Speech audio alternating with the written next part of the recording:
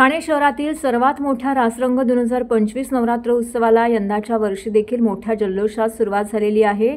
महाराष्ट्र राज्याचे उपमुख्यमंत्री एकनाथ शिंदे यांच्या मार्गदर्शनाखाली क्रीडाई एमसीएचआय ठाणे आणि धर्मवीर आनंद दिघे प्रतिष्ठानच्या वतीने ठाण्यातील रेमंड मैदानावरती 22 सप्टेंबर पासून 1 ऑक्टोबर पर्यंत ठाणेकरांना नवरात्र उत्सवानिमित्त रास गरब्याची मेजवानी मिळणार आहे। क्रीडाई एमसीएचआयचे अध्यक्ष सचिन मिरानी आणि माजी अध्यक्ष जितेंद्र मेहता यांच्या व सहकाऱ्यांच्या मदतीने हा नवरात्र उत्सव रासरंग 2025 मोठ्या आनंदात आणि जल्लोषामध्ये सुरू आहे। नवरात्र उत्सवाच्या रासरंगाच्या 10 दिवस चालणाऱ्या कार्यक्रमामध्ये प्रसिद्ध सेलिब्रिटी गायक श्रीराम अय्यर, तालवादक मेहुल गंगर, गायक अंबर देसाई, कविता राम, तेजदान गडवी, शीतल बारोट यांची रंगतदार मैफिल गरबा रसिकांना उत्सवामध्ये अनुभवता येणार आहे।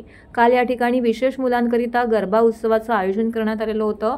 ठाणे शहरातील विविध दिव्यांग मुलांनी या स्पर्धेमध्ये सहभाग घेतला, सोबतच पालकांनी देखील या स्पर्धेमध्ये सहभागी होऊन या गरब्याचा आनंद घेतला। विशेष मुलांच्या संस्थेमधील विशेष मुले या रास गरब्यामध्ये सहभागी झालेली पाहायला मिळाली, तर त्यांना आकर्षक बक्षिसं देखील या ठिकाणी देण्यात आली।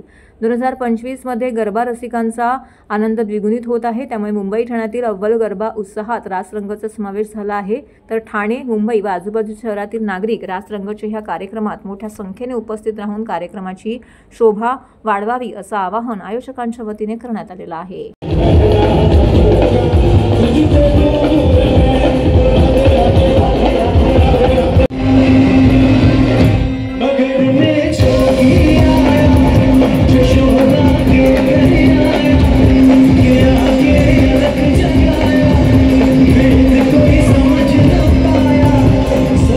एकनाथ शिंदे साहेब पासून जे सहकारी आणि 2017 पासून रासरंग ठाण्यामध्ये चालू झालेला आहे। त्याच्यामध्ये एव्हरी इयर आम्ही एक स्पेशल चाइल्ड साठी प्रोग्राम ठेवतो आहे।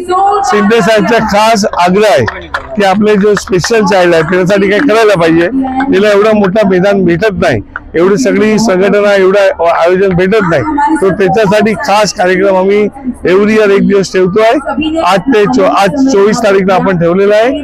सगळे 350 ते 400 मुले 12 स्कूल से आलेले आहे। त्याला आम्ही नाश्ता देणार, आरामशीर त्याला ऑर्गनाइज केलेला आहे, त्याच्यासाठी सगळी सगवड आहे, तो त्याला आपण शुभेच्छा देतो आणि एव्हरी इयर असाच कार्यक्रम आम्ही चालू ठेवणार।